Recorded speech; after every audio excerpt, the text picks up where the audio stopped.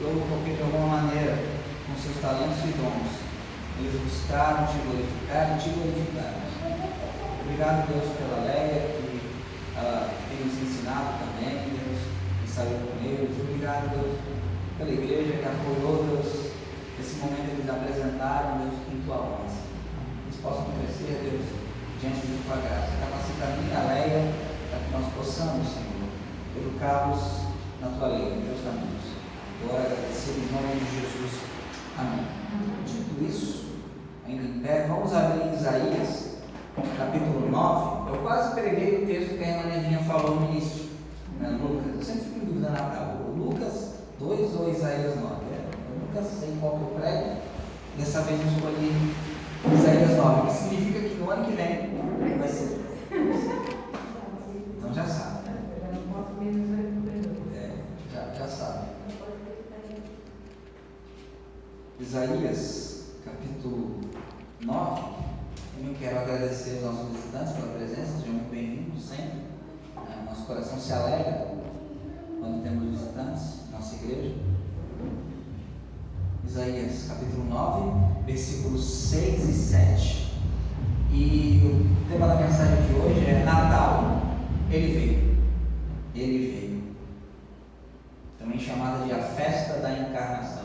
Deus se fez carne. Isaías 9, versículos 6 e 7. Assim diz a palavra do Senhor. Porque um menino nos nasceu, um filho se nos deu, e o principado estará sobre os seus ombros, e se chamará o seu nome maravilhoso, conselheiro, Deus forte, Pai da eternidade, príncipe da paz. Do aumento deste principado e da paz não haverá fim, sobre o trono de Davi e no seu reino, para o firmar e o fortificar, com juízo e com justiça, desde agora e para sempre. O zelo do Senhor dos exércitos fará isso. Vamos lá. Senhor Deus Pai, nós te louvamos, Senhor, pela tua palavra, Senhor, que é viva e eficaz, mais penetrante que uma espada de luz, Senhor. Te louvamos por essa celebração, Deus, onde declaramos que Deus veio ao mundo e nasceu como um ser humano, Senhor. Onde o mundo todo tem que ouvir que Jesus veio, que Deus se fez carne, habitou entre nós, nasceu de uma virgem e morreu em nosso lugar e ressuscitou o terceiro dia. Nós te louvamos por essa data, Senhor. Sabemos, Senhor, que provavelmente não é a data exata, correta de teu nascimento, Senhor Jesus, mas sabemos que devemos comemorar como aqueles anjos comemoraram em Lucas 2, dizendo que o Salvador veio ao mundo, que temos um Salvador, Cristo do Senhor, e aqui estamos fazendo isso. Que o teu Espírito Santo possa tocar em nossos corações, os corações dos meus irmãos aqui presentes, Senhor, e que possamos realmente entender o que significa o Natal e o que estamos celebrando no Natal.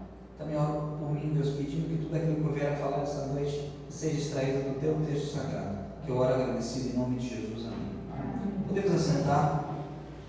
A festa da encarnação, Natal, ele veio. Se você observar, o capítulo 9 inicia de uma maneira sombria. No verso 1 e 2 vai falar de uma terra angustiada, uma terra que está envelhecida. Vai falar no verso 2, uma terra que andava em trevas, uma terra que habitava na região da sombra da morte. Está falando ali de Naftali, né? Na região da Galileia das Nações. Mas se você também observar, esse é o estado das pessoas sem Cristo. É o estado das pessoas sem Jesus Cristo. É o estado do mundo sem Jesus Cristo. Se a gente observar, se a gente verificar nas Escrituras, a gente vai ver algo chamado depravação. Isto é, o ser humano foi depravado. Cada aspecto do ser humano foi manchado pelo pecado. E as cidades, as nações, as pessoas sem Cristo são pessoas que estão habitando no vale da sombra da morte, estão habitando em trevas, estão angustiadas, estão precisando de luz. E se nós observarmos, especialmente esse ano, mas todos os anos que vem se passado, as comemorações e comemorações e comemorações, nós observamos que elas não fazem sentido sem Deus. No começo da pandemia, era muito comum as pessoas cantarem em seus prédios, porque ele vive, posso crer no amanhã. Era muito comum. ver então o aniversário desse que vive, e elas comemoraram o aniversário desse que vive, sem lembrar que ele vive, porque cantaram no início com medo da morte, e não com temor e tremor sobre aquele que vive.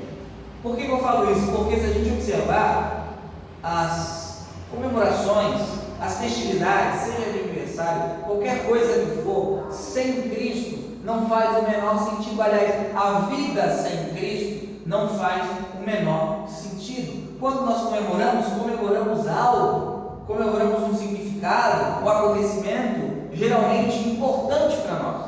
E o que é mais importante que o fato que Deus veio ao mundo? Imagina só, o Criador do universo, aquele que tudo criou com uma palavra de seu poder, habitou entre nós. É isso que o Natal significa. Geralmente nessa época alguns crentes ficam dizendo que é paganismo comemorar o Natal, né? Que não devemos comemorar o Natal. Eu tenho certeza que no dia do juízo o Senhor Jesus não vai me repreender por comemorar a sua encarnação, por celebrar o fato que ele veio aqui. Mas a pergunta é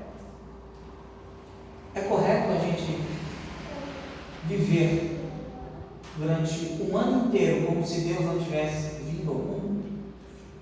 É correto fazer isso? Por que eu digo isso? Porque o Natal, embora tenha uma data fixa, isso é importante, de celebração da encarnação de Jesus Cristo, a encarnação do Verbo, ele tem que significar algo tão grandioso para nós que o resto dos dias nós vamos pensar neste acontecimento. A gente vai verificar aqui no texto algumas características desse menino que nasceu, algumas características dessa pessoa que nasceu. E se essas características desse menino que nasceu não forem suficientes para que nós venhamos a mudar a nossa vida inteira, não só por um ano, mas por o resto da eternidade, nós não devemos comemorar o seu nascimento. Nós não devemos comemorar a sua encarnação. Se essas características não forem suficientes para nos fazer viver em função dele, nós devemos deixar de celebrar o Natal. Porque eu tenho certeza que o pessoal fala: Natal é amor, Natal é harmonia, Natal é paz. Isso tudo é abstrato. Natal é melancia. O que significa? Nada. Isso não significa absolutamente nada. Por que Natal é amor? Por que Natal é paz? Por que Natal é harmonia? Por que ele é isso? Porque os homens se amam, os homens não se amam, os homens fazem guerra, os homens roubam, os homens matam. Se a gente não entender que esse menino é quem ele diz que é, nós não temos o direito de celebrar o Natal. O Natal não é uma festa nossa, uma festa proclamativa da Igreja do Senhor, dizendo ao mundo: ele veio, um menino nos nasceu, um filho se nos deu. E dito isso, então eu vou para o texto. O texto de Isaías 9, versos 6 e 7, texto ao qual cantamos: um menino nasceu, hoje um filho se nos deu. É um texto famosíssimo, riquíssimo, escrito 750 anos antes de Jesus nascer, pelo profeta Isaías. E a gente vai ver aqui no texto, primeiro, a sua identidade, a identidade desse menino, desse que nasceu. E segundo, as características de seu reino. Você pode abaixar um pouquinho o meu microfone? Deixa eu falar, estou mais perto do meu. Agora baixei demais. As características de seu reino. Primeiro, a sua identidade. Verso 6. Porque um menino nos nasceu, um filho se nos deu. Olha que interessante aqui, tem uma diferenciação. Um menino nos nasceu, nasceu para nós, e um filho se nos deu. Foi dado a nós um menino e um filho. Nasceu, se deu. São palavras distintas. Por quê? Porque quando a Bíblia fala aqui, um menino nos nasceu, a palavra nasceu aqui, um menino foi gerado.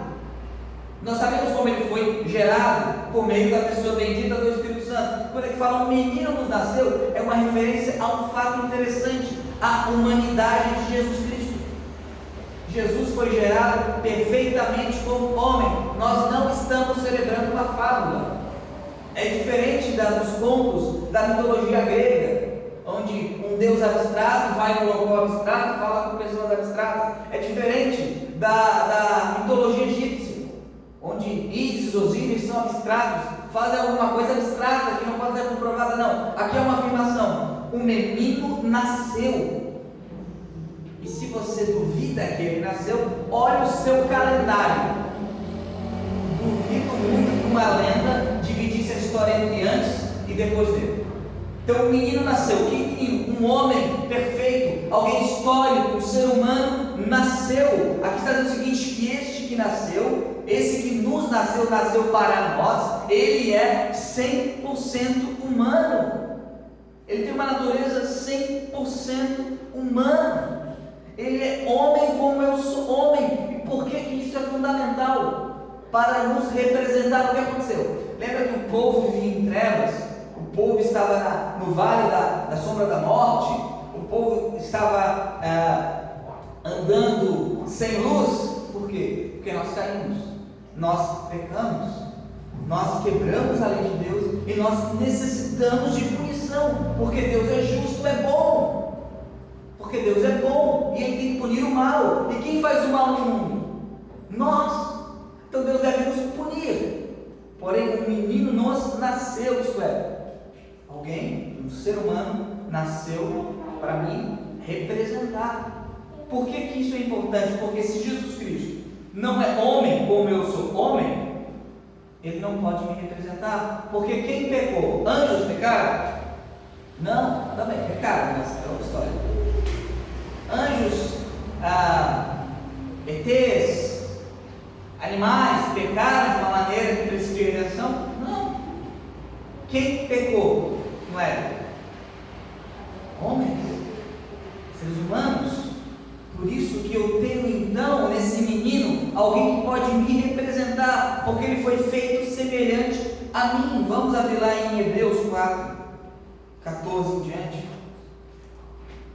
Verificar isso. Natal, lembra, um menino foi gerado, e esse que foi gerado pelo Espírito Santo, no ventre da Bíblia.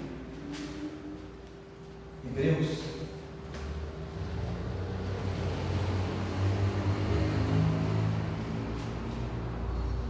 capítulo 4, verso 14 em diante. Deixa eu achar aqui o texto, diz o seguinte: visto que temos um grande sumo sacerdote, Jesus, Filho de Deus, que penetrou nos céus, retenhamos firmemente a nossa confissão. Por quê? Porque não temos um sumo sacerdote que não possa compadecer de nossas fraquezas, porém um que como nós em tudo foi tentado, mas sem pecado. Cheguemos, pois, com confiança ao trono da graça, para que possamos alcançar misericórdia e achar graça, a fim de sermos ajudados em tempo oportuno. Aqui está dizendo o seguinte: Jesus Cristo, esse menino que nos nasceu, ele entende a nossa fraqueza, ele entende a nossa debilidade, ele pode se compadecer de nós, porque ele era igual a nós em tudo, com uma única diferença: o que ele não tinha? Pecado. Então significa que o Natal me lembra a minha debilidade, porque alguém nasceu, um homem perfeito, sem pecado nasceu, porque eu sou fraco e débil. O pessoal fica: Natal não lembra minha, não. Natal lembra que eu preciso de um representante. Natal lembra que eu preciso de alguém que faça o serviço por mim, porque eu falhei, porque eu não consegui cumprir a lei do Senhor, eu falhei miseravelmente, porque eu tenho fraquezas. Só que um pode se compadecer de minhas fraquezas: Jesus Cristo, o menino que nos nasceu. O que me leva a outro ponto desse homem Jesus. Aqui eu estou falando da sua natureza humana, já irei falar da sua natureza divina. Desse homem Jesus, um outro ponto: só Ele pode fazer isso, e ninguém mais. Eu não posso lhe representar, a minha esposa não pode lhe representar, o presidente da Convenção Batista Brasileira não pode lhe representar, Paulo não pode lhe representar, Pedro não pode lhe representar, Maria não pode lhe representar, porque todos falharam, e esse menino foi dado a eles também, e a nós. Lá em 1 Timóteo, capítulo 2, então o Natal me lembra o seguinte: vos nasceu o Salvador, só que o princípio do Salvador, quem está perdido.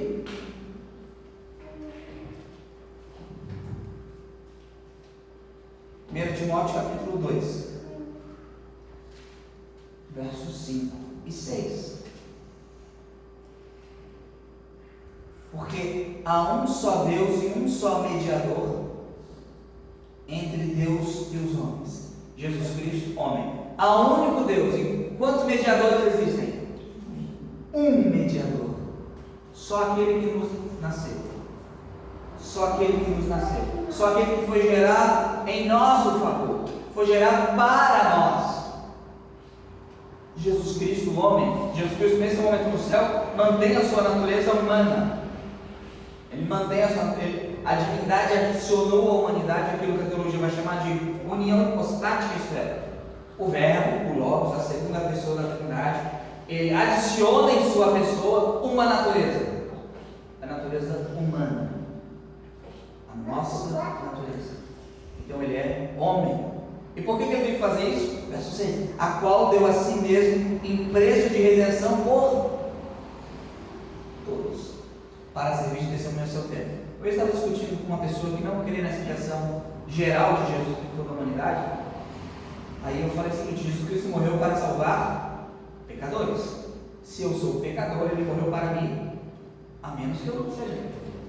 Então, se você pecou, se você já pecou, não precisa levantar a mão que pecou, né? Mas eu posso profetizar na sua vida que provavelmente essa semana você vai pecar. É muito provável que isso aconteça. Se não acontecer, é porque ou você foi arrebatado porque você morreu, né? Então, provável que você venha pecar. Ele deu o preço de redenção. Ele me comprou, ele pôde me representar também. Por quê? Porque ele é como eu. Deus fez com que um homem fizesse aquilo que os homens não conseguiram fazer. Se por um homem entrou o pecado, e pelo pecado a morte, por outro homem veio a vida eterna e a graça. Se por um ato de desobediência entrou a morte, por um ato de obediência entrou a vida. Por isso que um menino nos nasceu. Esse menino bonitinho, que naquele momento estava na manjedoura, aquele menino, ele tinha a missão de representar cada ser humano da história, de Adão a Paulo, a Madre Teresa, a Hitler. Ele representaria todos, sem distinção, sem exceção. Aquele menino que nasceu, aquele que nos nasceu, ele representou Nero, Mao Tse-tung, Stalin, o maníaco do parque, Susana von Richthofen, o casal Nardoni, e nós, igualmente pecadores. Realmente não estou dizendo que nós fizemos as mesmas coisas que essas pessoas que eu disse, mas sim que nós, assim como eles, precisávamos que um menino fosse gerado a nós, porque senão estaríamos perdidos. Voltando então para o texto de Isaías, quando o texto fala aqui, porque o menino nos nasceu, aqui fala da natureza humana de Cristo. O menino nos nasceu, mas o texto continua, um filho se nos deu. Aqui já não é mais a sua natureza humana, aqui é a sua natureza divina, Deus verdadeiro, de Deus verdadeiro, luz de luz. Um filho se nos deu. A palavra deu aqui é do hebraico Natan, meu termo Natanael, dádiva de Deus, Natan, concedido, providenciada. Um filho nos foi concedido, um filho nos foi providenciado. Aí eu lembro no Novo Testamento, porque Deus amou o mundo de tal maneira que deu seu Filho unigênito para que todo aquele não pereça, aquele que crê não pereça, mas tenha a vida eterna. Aqui está dizendo o seguinte, que esse menino que nos nasceu, que foi gerado em nosso favor, ele não era só um menino comum, ele era o Filho que foi providenciado a nós. Ele era o Filho de Deus. Por isso que ele dividiu a história. O fato mais importante da história da humanidade não foi Neil Armstrong colocar o pé na lua, foi Deus o Filho colocar o pé na terra. Esse é o fato mais importante de todos os tempos. Eu sempre falo que os seres humanos serão esquecidos de maior ou menor grau, todos eles, por mais importantes que sejam. Pergunte a uma criança de 5 anos quem foi a Constantino. A gente olha, meu Deus, como não sabe? Quantos aqui conhecem o Manuel Fangio? Pentacampeão mundial de Fórmula 1, maior que ele consegue. 200 gols, mas gols pela vida. As pessoas vão passando, a história vai passando, e eles vão se esquecendo. As pessoas vão se esquecendo, os feitos vão apagando. Só que tem um feito que não foi apagado. Um feito que não será apagado nunca. Um filho foi dado a nós. Deus, o Filho, veio a este mundo. E por que isso foi necessário? Lembra que eu falei que era necessário um ser humano para me representar? Só que tem um problema. O sangue de um ser humano comum, ele só serviria para ele mesmo. Precisaria de alguém que tivesse um sangue de valor infinito, de valor que é inexprimível, que não pudesse ser medido. E quem tem esse tamanho de sacrifício válido, quem é? Somente um ser, Deus. Então, para que a gente fosse redimido, fosse salvo, o Natal foi necessário. Por quê? Porque Deus teve que vir ao mundo e nascer como homem, mas ele tinha que continuar sendo Deus. Porque se um homem comum morresse, era um homem comum morrendo, mesmo que fosse perfeito. Ele teria morrido para ele seria salvo. Mas quando Deus morre, e isso é um mistério, o imortal morreu, aí o significado do Natal se completa. O Natal só é completo com a Páscoa. Sem a Páscoa, o Natal não é completo. E sem o Natal, a Páscoa não existiria. Vamos abrir lá em 1 Timóteo 3,16.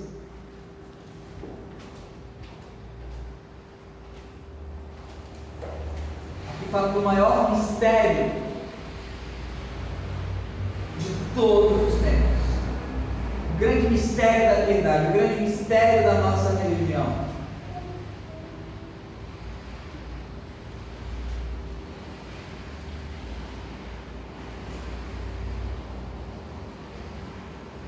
Seguinte, e sem dúvida alguma, grande é o mistério da piedade, grande é o mistério da nossa religião, da piedade.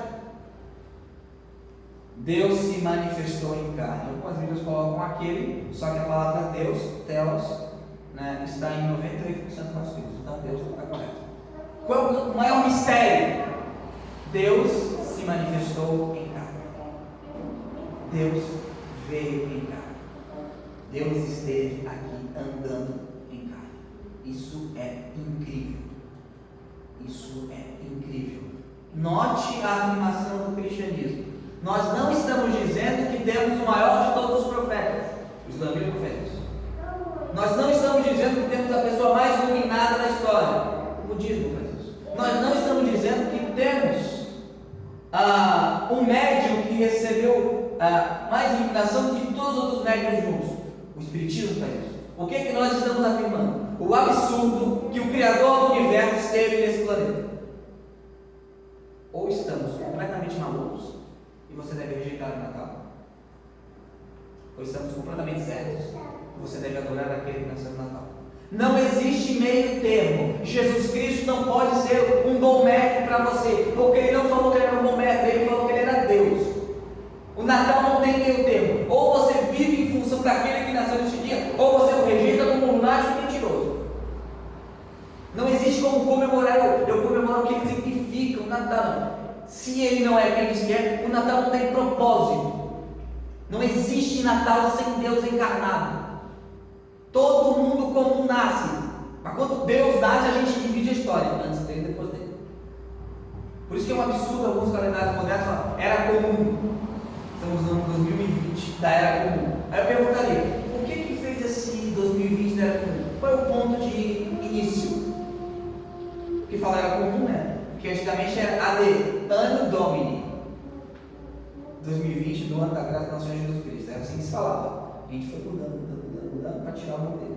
Mas o que fez ser 2020? Qual é o fato histórico? Que vou ter que falar.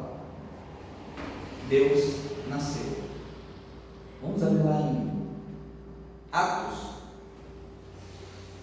Por isso que eu falo, Natal, ele veio em quem? Esse menino, que é um filho que nos foi dado.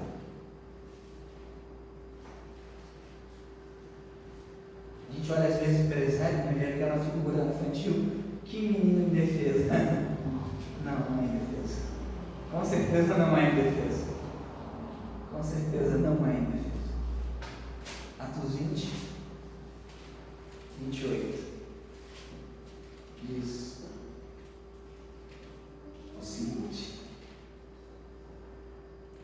Aqui Paulo chama os presbíteros, de Éfeso. Está falando com ele fala o seguinte: olhai, pois, por vós e por todo o rebanho sobre que o Espírito Santo vos constituiu bispos, para o quê? Apacentardes a igreja de Deus que ele resgatou com o seu próprio sangue. Deus comprou o seu povo com o seu próprio sangue. O que isso significa? Que Deus sangrou e mortal. Isso pode ser explicado? Não. Isso é semelhante. Nós não temos uma religião inventada, por isso que nós lidamos com algumas questões que não podem ser explicadas. Qualquer religião pode ser explicada. Algumas questões da nossa religião estão além da razão. Nunca contra a razão, mas além da razão. Deus veio ao mundo e Deus, o imortal, morreu. Como? Não faço a mínima ideia. Mas é assim que ele fez. Por quê? Porque precisávamos que um filho fosse dado a nós, para que tivesse um valor de sacrifício infinito. Porque se não fosse um valor de sacrifício infinito, nenhuma pessoa poderia ser salva. Nenhuma pessoa poderia ser salva. Se ele fosse apenas um mártir, alguém que servisse de exemplo, eu iria com um bom exemplo para o inferno. Por quê? Porque ainda assim teria meus pecados. E a prova que ele realmente é Deus, é que o túmulo está vazio. O túmulo está vazio. Você pode morrer por uma mentira achando que era verdade. Os mártires muçulmanos fazem isso.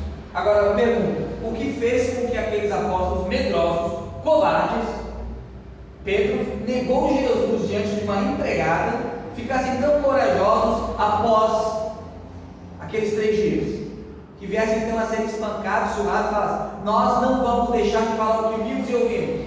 O que fez Pedro e os outros mudarem de ideia? Estavam trancados com medo. Eles viram Jesus ressurreto. O que fez Paulo abandonar sua brilhante carreira de teólogo do judaísmo para seguir Jesus? Ele viu Jesus ressurreto. O que fez Tiago, irmão do Senhor, a que não cria no Senhor, começar a crer em Jesus? Porque ele viu Jesus ressurreto. O túmulo estava vazio. Os judeus falaram que os discípulos roubaram o corpo enquanto os soldados dormiam. Se os soldados dormiam, como é que eles sabem que eram os discípulos? E se eles não dormiam, como é que eles roubaram o corpo? E ainda assim não explica as aparições e o fato de que eles então planejaram um roubo que culminaria na sua morte sem nenhum ganho político e econômico. Isso não faz nenhum sentido. Nenhum sentido. Por que eu estou dizendo isso? Porque o Natal, embora não seja nada, isso pouco importa, é um recado ao mundo. Deus veio ao mundo. Deus veio ao mundo. Uma outra característica desse menino que nasceu, a gente viu que ele é homem 100% humano e ele é Deus, 100% divino. Uma pessoa com 2 naturezas. Por que eu não te explicar? Porque é a única pessoa do universo que tem 2 naturezas, humana e divina. Agora, os títulos desse menino, vamos ver, voltando para Isaías. Porque o menino nos nasceu, um filho se nos deu, foi dado a nós, e o principado está sobre os seus ombros, e se chamará o seu nome. Tem uma série que fala que o nome tem que ser exatamente Jeová, porém isso é um tetragrama, isso é um HWH, meio que impronunciável. O nome aqui são características de uma pessoa. O tetragrama de Jeová e Yahvé, eu sou o que sou. Então, o nome no hebraico, a ideia do hebreu, o nome é algo que caracteriza a pessoa, é uma qualidade, é um adjetivo. Então, qual é o nome desse menino? Maravilhoso, conselheiro, Deus forte, Pai da eternidade, Príncipe da paz. Então vamos aos nomes. Conselheiro, aqui a ideia de conselheiro é o Messias como rei, que traça os seus planos. A ideia de conselheiro aqui no texto de Isaías, se você pegar outros textos de Isaías, que nós não temos tempo para traçar essas coisas, a ideia de que o Messias, ele é o rei que governa e que é sábio e traça o seu plano. É o rei que governa, o rei sábio que traça o seu plano. Ele é também chamado de Deus forte. Não é chamado aqui de um grande mestre forte. Ele é chamado do quê? Deus forte. Deus forte. A ideia aqui é de um guerreiro divino. O verso 7 vai chamar ele de Senhor dos Exércitos. Por quê? Porque ele vem aqui, ele amarra o valente, que é Satanás, rouba-lhe os bens do valente, que são as almas, destrona o valente, destrona os principados, potestades, destrói o pecado, vence as trevas. Ele é um Deus forte, ele é um Deus guerreiro, que não vence com o poder das armas, vence com sua palavra e seu sacrifício. Deus forte. Ele é também chamado de o Pai da eternidade. Imagine a eternidade. Agora imagine alguém que é o pai dela. O tempo foi criado com o universo. Antes do início do universo não havia tempo. Segundo os cientistas, tempo, espaço e matéria foi criado com o Big Bang. Então antes disso não havia tempo. Então não havia antes. Jesus Cristo é o que vem antes. Jesus Cristo é o mesmo ontem, hoje e será eternamente. Ele é o Pai da eternidade, Ele é o Criador do tempo. Você imagina isso? Não tem eternidade? Deus está além disso. Deus não está preso no tempo. Temos então um menino que entrou no tempo, mas está além do tempo. Ele nasceu há 2000 anos atrás, mas ele existe antes que o próprio tempo começasse a ser contado. Por isso que eu falo, ele é ou não é digno de a gente celebrar a vida dele enquanto a gente puder respirar. Continua o texto. Ele é o Pai da eternidade. A gente é tão efêmero, né? As nossas conquistas são tão pequenas, né? Antes de ontem, um recorde de 50 anos foi quebrado. Não sei se vocês sabem, Messi passou pela número de gols oficiais para um único clube. Talvez daqui a 50 anos Jesus voltar, alguém passa esse recorde. Lewis Hamilton passou pelo querido Schumacher em número de vitórias. Alcançou em títulos ano que vem. Se tudo normal, ele vai passar em títulos também. Os feitos, os maiores feitos, eles são temporários. São temporários. Agora, alguém pode passar o feito do Pai da eternidade? Alguém mais importante que ele nasceu nesses 2000 anos? E antes dele? Não. Ele é tão importante, mas tão importante, que até o islamismo diz que ele foi um grande profeta, embora seja equivocado nisso. Ele é tão importante, mas tão importante, que até o budismo fala, não, ele tem alguma coisa especial, embora seja equivocado na fala deles. Ele é tão importante, mas tão importante, que até o espiritismo fala, não, foi um espírito bem, talvez mais evoluído, embora não seja isso, ele é Deus. Alguém mais importante? Todo falso profeta que chega e fala, não, eu falo a mensagem de Jesus. Mas o único que falou, da maneira que falou, foi Jesus. Ouviste o que foi dito, eu porém vos digo. Eu porém vos digo. O que eu faço na vida eterna? Creia em mim.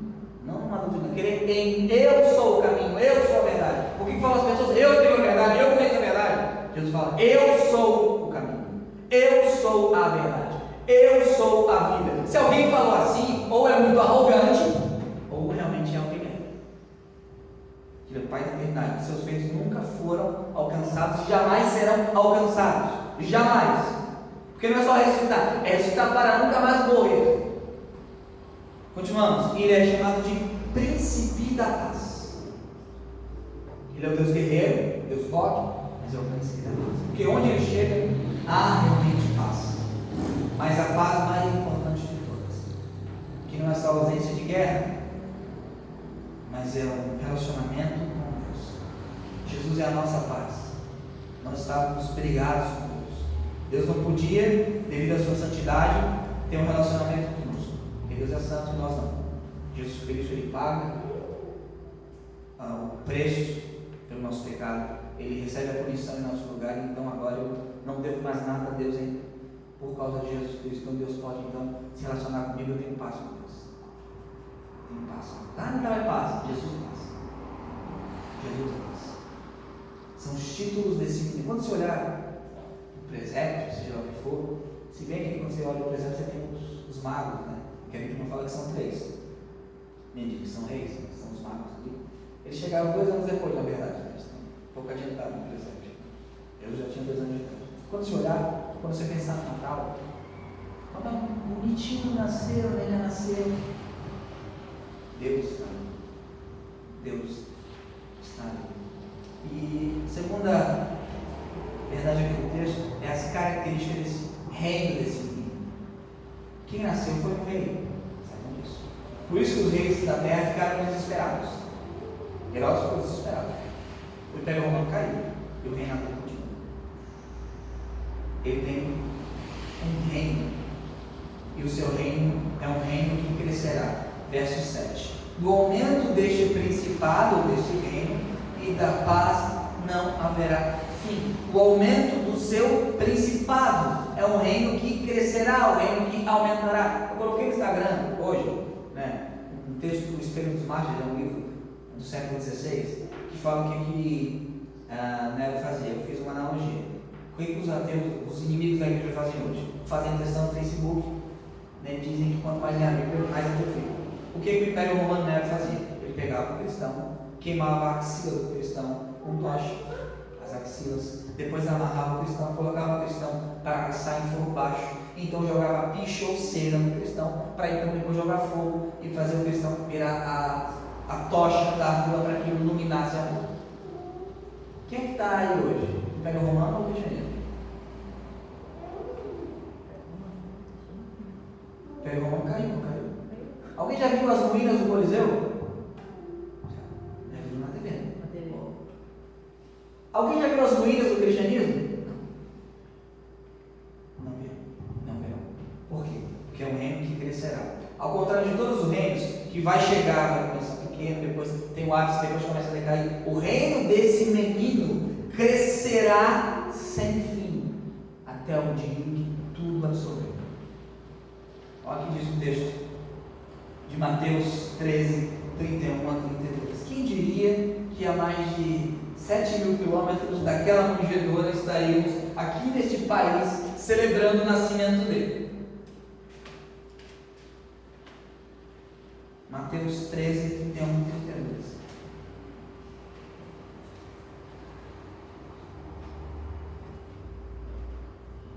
Fala do crescimento do reino. Que as portas do inferno não podem prevalecer contra a igreja.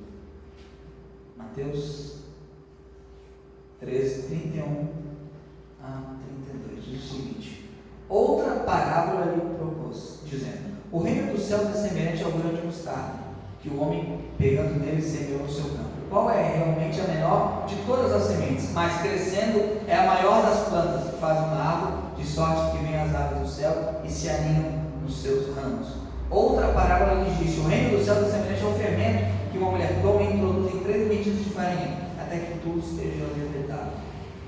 O reino do Senhor crescerá, crescerá, crescerá, crescerá. O pessoal fica desesperado porque a Europa deixou de crer, porém a África e a Ásia não. A África, o eixo do cristianismo mudou. Até na década de 50, 70% dos crentes evangélicos estavam na Europa e Estados Unidos. Hoje 70% estão no hemisfério sul. Não importa o que as trevas façam, não importa o que aconteça, não importa. Por quê? Porque esta semente de mostarda vai se tornar maior de todas as árvores. Não importa o que o inferno faça, não importa, o comunismo caiu, a União Soviética caiu, não importa os impérios, o Império Otomano caiu, não importa a esquerda, a direita, não importa nada. Tudo que eles fizerem, eles não vão conseguir, eles vão fracassar. Por quê? Porque o principado vai aumentar e aumentar e aumentar até o dia que ele vir. E quando o autor da história entra no palco, é que o teatro chegou ao fim. Vamos abrir lá em 1 Coríntios 15, 25 e 26. É que temos uma distinção de nossa doutrina, como batistas da Comissão Batista Brasileira. Embora nós acreditemos que um dia o Senhor virá e vai consumar o reino, nós já acreditamos que Ele reina. Ele não reinará, Ele já reina. Ele já é rei. O dia que Ele se assentou à destra de Deus Pai Todo-Poderoso, ali Ele foi coroado. 1 Coríntios capítulo 15, versos 25 e 26. Ele fala que o fim vai vir quando ele tiver entregado o reino a Deus o Pai, quando tiver aniquilado todo o império, toda a potestade. O dia que Jesus vir, ele vai entregar a gente a Deus o Pai. Porém, quando ele não vem, o que diz o texto? até que haja posto todos os inimigos debaixo dos seus pés. Ora, o último inimigo que há de ser aniquilado é a morte. Inimigo por inimigo. O que o Natal diz? Que esse menino que nasceu, o filho que nos deu, inimigo por inimigo, ele vai colocar debaixo do pé dele. Inimigo por inimigo. Seja o diabo, seja o pecado, seja o maior deles. A morte. Todos. Um vão cair. E tem caído nesses 2000 anos. Todos. Alguém sabe qual era a religião mais popular da época do Império Romano? Muito provavelmente o zoroastrismo. Alguém conhece alguém que segue essa religião hoje?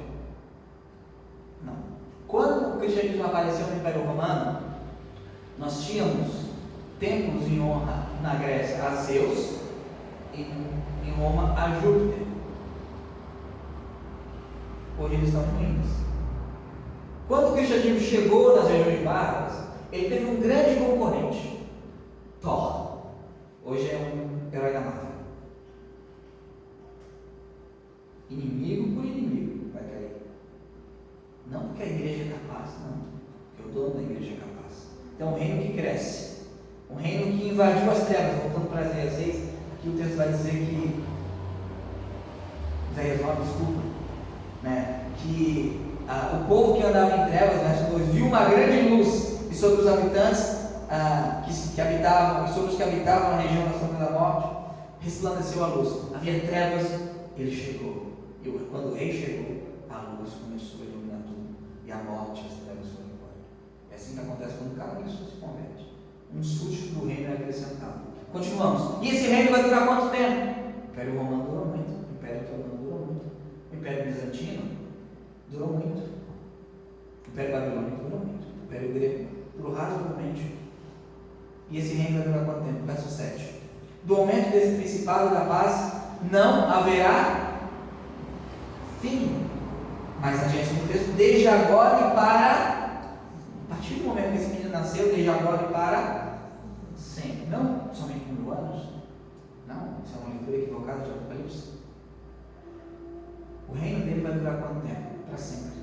Por quê? Porque ele é o pai do quê? Da eternidade. Da eternidade. Por melhor que seja o ditador, ele no máximo vai reinar 50, 60 anos. Talvez ele tenha a sorte da rainha Elizabeth, que está há 200 anos ali. Mais que isso, não. Agora esse reino durará para sempre. O descendente de Davi, diz o texto, vai reinar para sempre. O que significa que ele não era um descendente comum de Davi.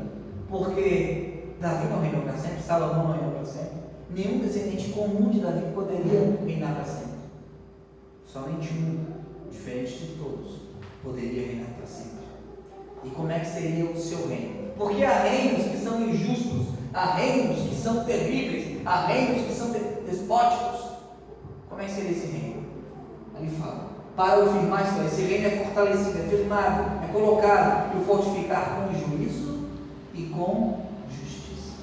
O reino desse menino que foi gerado a nós e nos foi dado, que é 100% homem e 100% Deus, esse reino é um reino justo, é um reino firmado na retidão das leis do Senhor. É um reino que fala o seguinte: olha, alguém te deu na tua face, na outra. É um reino que fala: não se vingue, espere a justiça de Deus. Se erraram contra você,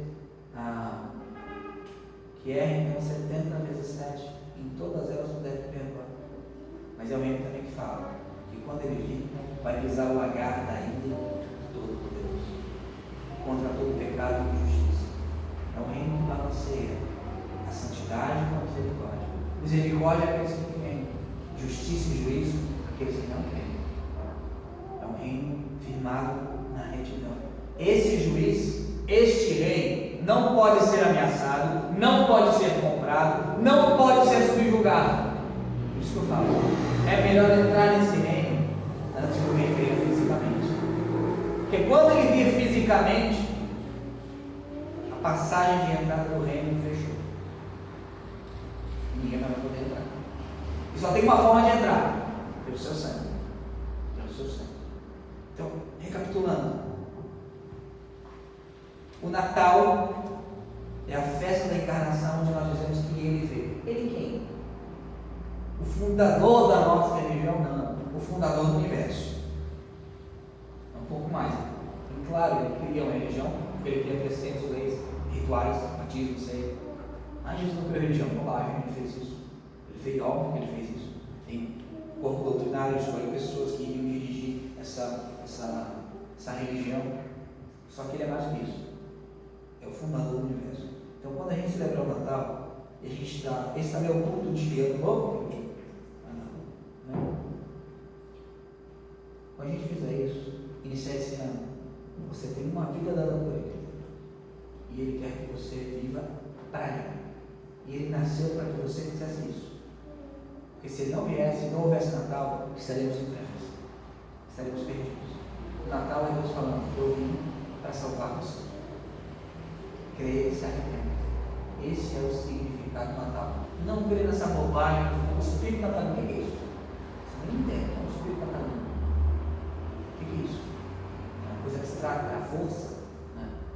O que é isso? Não. Natal não é Espírito Natalino. Natal é Deus vindo ao mundo e morrendo por cada um de nós. Que a gente possa sempre celebrar o Natal corretamente. Porém, se alguém não está disposto a celebrar o Natal dessa maneira, faça um favor ao Natal. Não celebre o Natal. Mude o nome. Não, festa da comunhão. Ok, sei lá, não, Deus. Mude o nome. Festa do solstício de inverno. Quer usar lá? Não usa o nome que era antigamente. Mas não celebre o Natal sem um aniversariante. Eu detestaria alguém encomendar um bolo, fazer uma festa de aniversário e não me convidar para o próprio aniversário. Seria muito estranho, seria esquizofrênico. Que a gente possa sempre estar ajoelhado diante desse menino que nos nasceu, esse filho que se nos deu. Amém? Vamos ficar em pé.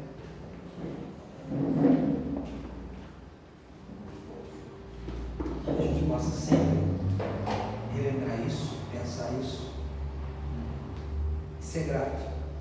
Natal é a nota fiscal do maior presente já dado na história. O próprio Deus se deu por nós. Vamos orar.